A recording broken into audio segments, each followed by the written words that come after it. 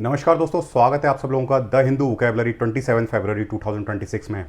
दोस्तों, अगर आप लोगों ने ये चैनल सब्सक्राइब नहीं किया है तो सब्सक्राइब कर लीजिए और बेल आइकन दबाना बिल्कुल मत भूलिएगा, क्योंकि इस चैनल पर लेके आता हूँ मैं द हिंदू की वोकैबुलरी उनके एंटोनिम्स के साथ मंडे टू सैटरडे। तो दोस्तों देखते हैं आज कौन से वोकैबुलरी हमारे पिटारे में। दोस्तों पहला हमारा वर्ड है वेनल। वेनल का मतलब होता है रिश्वतखोर या भ्रष्ट। दोस्तों आप लोगों ने हाल ही में सुना होगा कि एनसीईआरटी का एक टॉपिक था करप्शन इन जुडिशरी।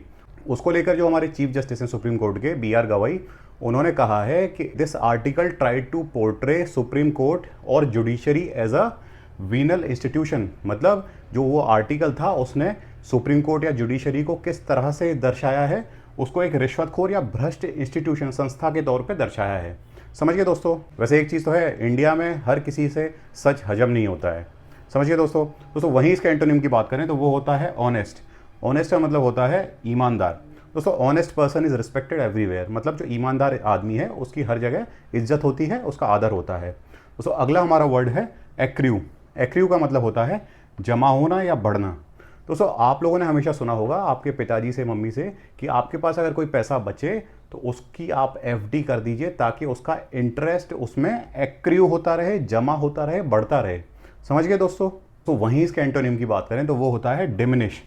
डिमिनिश का मतलब होता है घटना या कम होना। दोस्तों जैसे कि आज़ादी के बाद 1947 के बाद ब्रिटिशर्स जो थे उनका दुनिया में प्रभाव जो था, इफेक्ट जो था, उनके जो होल्ड था, उनका स्ट्रॉन्ग होल्ड था, वो डिमिनिश होने लगा, घटने लगा, कम होने लगा। समझ गए दोस्तों। दोस्तों अगला हमारा वर्ड है वायबल। वायबल का मतलब होता है व्यवहार या सफल होने योग्य। जैसे दोस्तों आर्मी में या कॉरपोरेट में कहीं भी कोई डिपार्टमेंट अगर मान लीजिए कोई स्ट्रेटजी बनाता है, कोई रणनीति बनाता है, तो वो ये ज़रूर चेक करते हैं कि वो वायबल है या नहीं, मतलब व्यवहार में लाई जा सकती है कि नहीं, वो सफल होगी कि नहीं। ऐसा तो नहीं कहीं वो हवाई प्लान हो। समझ गए दोस्तों। दोस्तों वहीं इसके एंटोनिम की बात करें तो वो होता है अनवर्केबल। अनवर्केबल का मतलब होता है अव्यवहार्य। मतलब दोस्तों आर्मी में अगर मान लीजिए आप अनवर्केबल सॉल्यूशन देंगे किसी भी मिशन का, तो वो फेल होना ही होना है। समझ गए दोस्तों। मतलब अगर मान लीजिए उसकी कोई प्रैक्टिकल इम्प्लीमेंटेशन ही नहीं है, आपने हवा में ही कोई प्लान एग्जीक्यूट कर दिया, तो वो किस तरह का प्लान कहलाएगा? वो अनवर्केबल कहलाएगा, अव्यवहार्य कहलाएगा। तो अगला हमारा वर्ड है वेनिरेबल। वेनिरेबल का मतलब होता है पूजनीय या आदरणीय। Mahatma Gandhi and Subhash Chandra Bose are the venerable leaders of India. समझ गए दोस्तों। मतलब महात्मा गांधी और जो सुभाष चंद्र बोस हैं वो वेनिरेबल, पूजनीय या आदरणीय लीडर हैं देश के।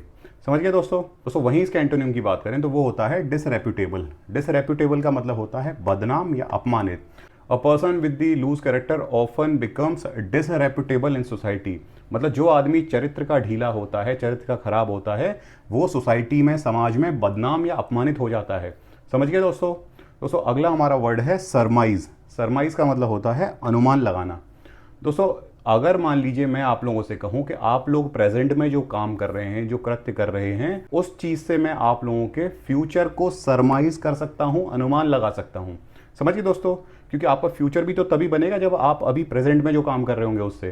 तो इसीलिए आपके प्रेजेंट के डीड से, प्रेजेंट के वर्क से आपका फ्यूचर सरमाइज किया जा सकता है, अनुमान लगाया जा सकता है। तो वहीं इसके एंटोनिम की बात करें तो वो होता है नो। नो का मतलब होता है जानना। दोस्तों ये बहुत ही इजी वर्ड है, डे टू डे लाइफ में आप जानते होंगे। नो का मतलब जानना होता है। A curious mind always want to know everything. मतलब जो एक जिज्ञासु दिमाग होता है वो हमेशा हर चीज़ जानने की कोशिश करता है। समझ गए दोस्तों। दोस्तों अगला और आखिरी हमारा वर्ड है स्ट्राइव। स्ट्राइव का मतलब होता है प्रयास करना या संघर्ष करना। दोस्तों आप लोगों ने कई सारे इंस्टीट्यूशन का मोटो पढ़ा होगा, वी स्ट्राइव फॉर एक्सीलेंस।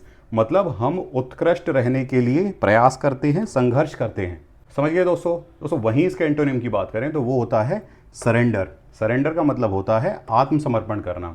दोस्तों जैसे कि 1971 के वॉर में 90,000 जो पाकिस्तानी सोल्जर्स थे उन्होंने सरेंडर किया था, आत्मसमर्पण किया था। किसके आगे? इंडियन आर्मी के सामने। बड़ा ही गर्व का पल था दोस्तों वो। तो दोस्तों ये थे हमारे आज के द हिंदू के वर्ड्स, और ये सभी वर्ड्स मैंने अपने डिस्क्रिप्शन बॉक्स में पेस्ट कर दिए हैं ताकि आप लोगों को रिवीजन में कोई दिक्कत ना हो। और दोस्तों अगर मान लीजिए आप लोगों को कोई क्वेरी हो, डाउट हो, क्वेश्चन हो, आप बिल्कुल मुझे कमेंट कर सकते हैं, मैं उसका रिप्लाई ज़रूर करूंगा। और साथ ही साथ अगर आप चाहते हैं किसी टॉपिक पे मैं वीडियो बनाऊं तो आप लोग कमेंट बॉक्स में लिख दीजिएगा, मैं उस पर वीडियो बनाने की भी पूरी कोशिश करूंगा। तो दोस्तों इसी के साथ आप लोगों से विदा लेना चाहता हूं। मिलते हैं आपसे नई वीडियो में नए वर्ड्स के साथ, कुछ नए टॉपिक्स के साथ। तब तक के लिए जय हिंद, जय श्री राम।